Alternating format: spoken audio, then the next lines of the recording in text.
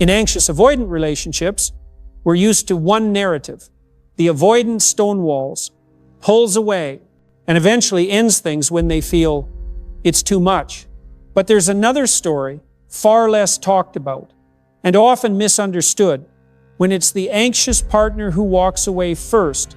You might think anxious types aren't strong enough to let go, but the truth is, when they finally leave, it's not because they stopped loving, it's because they stopped abandoning themselves. In today's video, we're diving into the quiet aftermath of that kind of breakup, where the anxious person wrestles with guilt, while the avoidant is left to confront a truth they've avoided their whole life. This isn't a blame game. It's an invitation to self-awareness and to reclaim the self-respect you may have lost in the name of love. If you've ever loved someone so deeply you forgot yourself and then had to be the one to walk away, this video is for you. Hit subscribe and turn on notifications if you're on a healing path out of the anxious avoidance cycle and back to yourself. Watch through to the end, where you won't just understand them, you'll finally understand you. Avoidants aren't always the ones who leave first. Though it's common for them to withdraw when emotional intimacy grows, sometimes it's the anxious partner, the one so often seen as too much, who ends the relationship. And that ending doesn't come from indifference. It comes from exhaustion. It's the final breath of someone who's given all they had, tried until they had nothing left to fix, and finally said, "I can't keep doing this to myself." And before reaching that breaking point, the anxious partner often endures a slow unraveling, repeated stonewalling, unanswered messages, the empty stare where connection once lived. It's like loving a ghost, someone physically present but emotionally absent. Worse still are the subtle manipulations, the gaslighting that make them question their own needs, their sanity, their truth.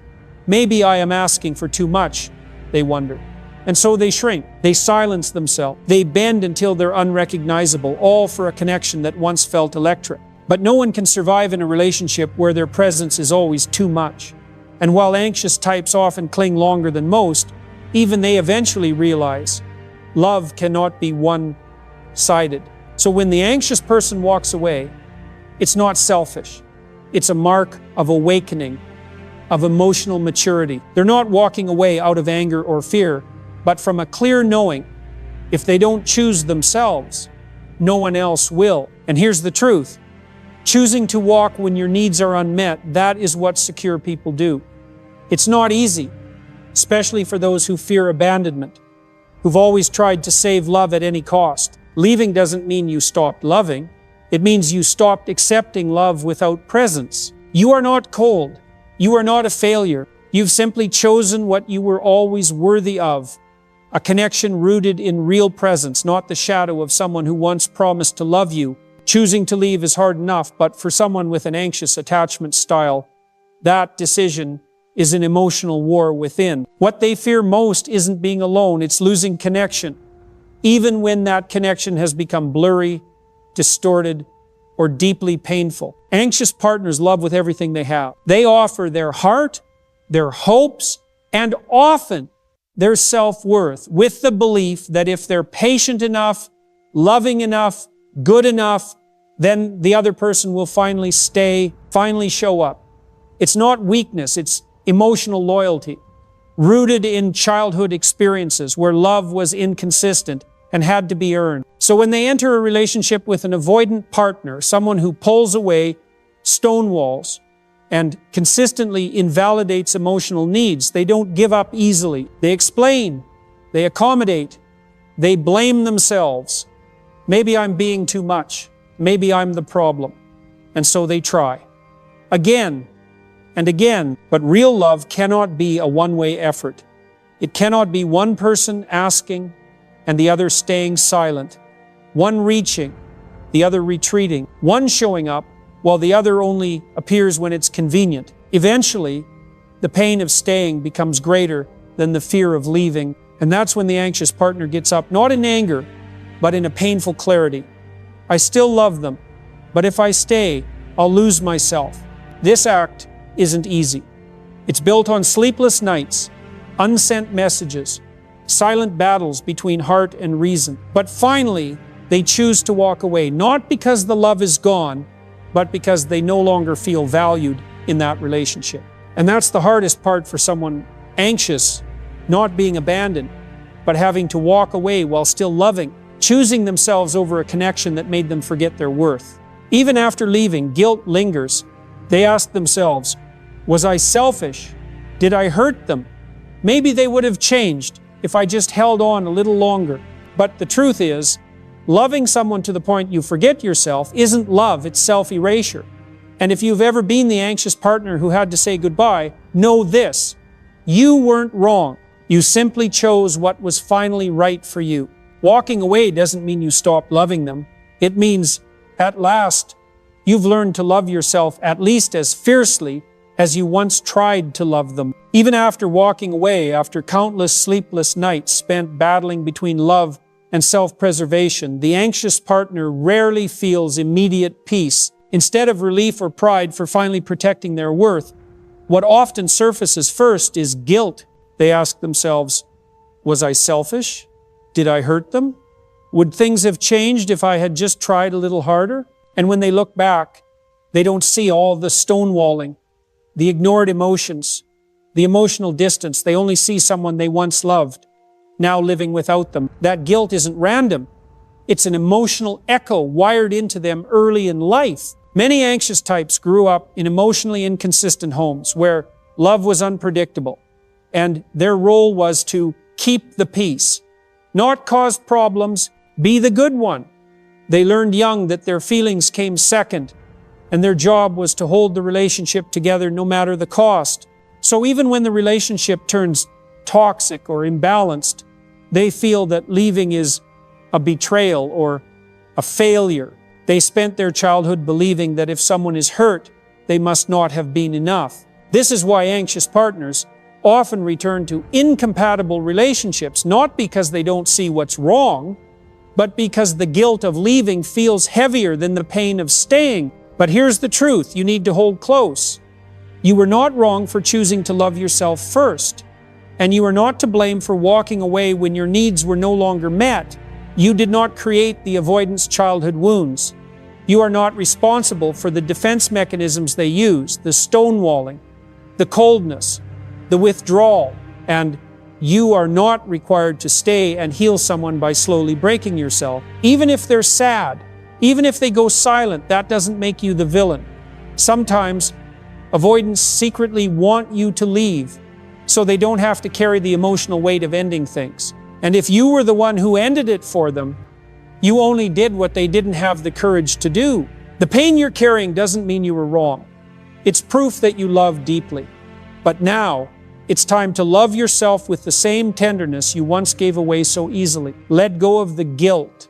It isn't proof of selfishness, it's a shadow from your past, where love meant shrinking to be accepted.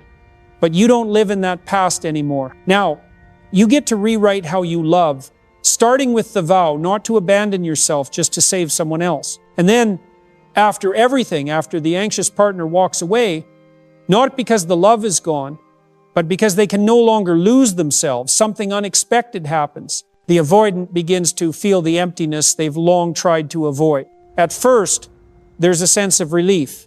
No more demands, no more unanswered texts, no more pressure to be emotionally present when they're not ready. To the avoidant, this is temporary freedom, like setting down a weight they never learned how to carry. But that relief doesn't last. Because when the silence lingers and there's no longer anyone on the outside to react to, the avoidant is left to face themselves. And that's when old internal voices return. I always get abandoned. I'm not lovable. No one ever stays with me. There's no one left to blame. No partner to stonewall or keep at arm's length. Just them, alone with an attachment wound they never confronted, and that is when the real pain begins. Let's be clear. That pain is real, but it is not your responsibility. You didn't cause their childhood wounds. You weren't the one who taught them to fear closeness or view love as a threat.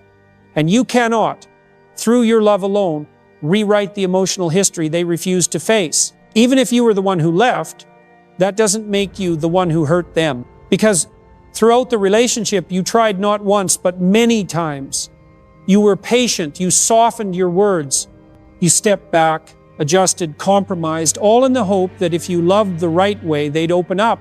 But you can't heal someone who won't take responsibility for themselves. You can't hold on to someone who's always preparing to pull away. The truth is, sometimes the avoidant needs to experience real loss before they begin to recognize what they truly want. For some, this moment of grief becomes a turning point, a cold, clear realization that leads them to ask, am I stuck in a cycle? Am I pushing people away to avoid getting hurt? Do I really want to be alone forever? But for many others, they'll continue to avoid. And that is their choice, not your fault. You can't force them to learn their lessons, nor are you required to wait, hoping that one day they'll realize your worth. Your worth has never been dependent on anyone's realization. It's been there all along, proven by the fact that you had the courage to walk away when you were no longer being respected. Their sadness may be deep, but if they don't use that pain to grow and instead spiral into self-pity or blame, there is nothing more you can do, because love is not meant to be self-sacrifice, and growth can't be forced. The only thing left for you to do, and the most powerful choice of all, is to keep moving forward. Not because you don't care, but because you've finally learned the sacred truth. Loving someone does not mean carrying the burden of healing their past for them. The paradox is this: sometimes your decision to leave is the only thing powerful enough to make them finally face themselves. As long as you're still there, still trying, still loving, still reaching out, the avoidant doesn't have to take full responsibility. They can stonewall, withdraw, and believe you'll always stay, always forgive, always come back. But when that presence disappears, when there are no more texts, no more attempts to reconnect, no more energy to react to, the silence isn't just emptiness. It becomes a mirror, reflecting back what they've avoided for so long. They begin to feel what they've been suppressing, the loneliness, the hollowness, and one haunting question they can no longer escape. Did I just lose the one good thing I had? For some avoidants, that shock can become the catalyst for awakening. With no one left to absorb the consequences of their behavior, they're forced to ask, what did I do in that relationship? Why did the person who loved me most have to walk away? Am I repeating the very patterns that once hurt me? When the pain of losing someone finally outweighs the fear of change, they may begin the hard work of self-reflection and healing. Some might seek therapy, others begin journaling, reading, or simply sitting with their own discomfort for the first time. And if that happens, if they begin to grow, then your departure, however painful, achieved what no amount of pleading could. It set a boundary.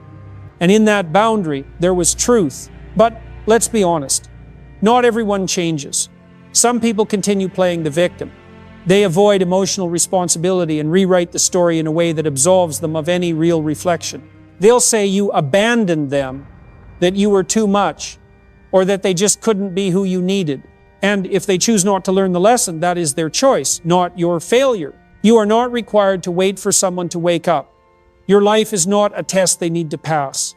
You are not a stepping stone in someone else's emotional journey. So if you've ever asked yourself, will my leaving make them change? The answer is maybe, maybe not. But that is not your burden to carry. What matters is that you acted from integrity, self-respect, and a mature love that knows. When love stops breathing for both people, walking away is not abandonment, it's release. And if your departure became the moment someone was finally forced to face themselves, that is not your weight to bear. It is proof that by setting a boundary, you didn't just protect yourself, you brought someone else one step closer to the truth. After everything you've been through, the confusion, the guilt, the heartache, what lingers for many is this question: did my walking away actually make a difference? And if it did, why do some people grow while others stay stuck in the same old loop? To answer that, we have to look beyond behavior into the nature of the self, or ego, as explored in both modern psychology and Buddhist philosophy. In Buddhism, the self, atā, isn't inherently bad, but our clinging to it, our belief that it's fixed, separate, and must always be defended is the root of suffering. When a relationship challenges this self-image, when it threatens our emotional control, our autonomy, or our sense of superiority, the ego responds not with openness, but with defense, silence, stonewalling, detachment. For the avoidant partner, The ego has been shaped by a deep fear of emotional dependency. They withdrew, and when you finally walked away, they were left without their usual emotional hiding places. That's when the hollowness starts echoing. Everyone always leaves. I'm not lovable.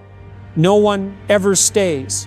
If they have the courage to sit with those thoughts without numbing, blaming, or running, something profound can happen. They may begin to realize that these beliefs are not facts, just old stories they've been unconsciously repeating for years. And if they stay in that discomfort long enough, if they choose to stay with themselves instead of escaping, that's when healing truly begins. Buddhism calls this the path of non-self, not because the self disappears, but because we begin to see it clearly for what it is: temporary, conditioned, not absolute. In ego psychology, this mirrors the transition from a rigid, defensive ego to a more flexible, integrated one. The ego is not the enemy, it's a manager of emotional survival, but it can evolve. And sometimes your absence is what catalyzes that evolution. No longer able to rely on your forgiveness or your persistence, the avoidant must confront the very parts of themselves they've long tried to silence. Without you to mirror or contain their chaos, they have to seek that mirror within. But let's be honest, not everyone chooses growth. Some people cling even harder to the ego's old narratives. They'll say you abandoned them, that you were too much, that they just can't be what you need. Not because it's true, but because it protects them from having to take emotional responsibility. This isn't about right or wrong. It's about readiness. And your worth was never meant to be measured by someone else's willingness to change. You can't force someone to wake up. You are not a test they must pass. Your life is not a proving ground for someone else's maturity. So, if you ever find yourself wondering, did my leaving help them change? The honest answer is, maybe, but that is not your burden to carry. What matters is that you acted with integrity, with self-respect, and with a kind of love, mature enough to say, when love no longer breathes life into both people, walking away is not failure, it's liberation. And if your absence shook someone out of emotional numbness, that's not a weight you need to hold. It's evidence of the power of boundaries. It means your love had weight, your words mattered, and your silence echoed. But like the Buddha said, you can lead someone to the gate, but you cannot walk through it for them. That's the wisdom you must carry now. You were strong enough to love deeply, and stronger still, to walk away when that love became one-sided. If your departure woke them up, may they grow from it. But if they don't, that too is not yours to fix. The journey from loving to letting go is never easy, especially when your heart has entrusted itself to someone unable or unwilling to love you the way you deserve. But it is precisely in these hard moments that you have the chance to learn to love yourself, not reluctantly or through self-denial, but with deep respect and self-worth. You are not a failure because you chose to walk away. On the contrary, you showed courage and maturity by standing up, setting boundaries, and honoring your own value. True love is not a series of days spent enduring without reciprocation. It is a place where you feel safety, equality, and wholeness. Remember, no one defines your worth but you. True peace and happiness begin when you choose relationships that respect and nurture you, not ones that cause you pain and inner turmoil. If you are on a healing journey, learning to let go without losing yourself, I invite you to continue walking with me through upcoming videos and writings. Don't forget to subscribe and turn on notifications so you never miss content designed to help you build secure, lasting love from within. Thank you for your time and trust. Allow yourself to be loved, right? Starting with you, first and always.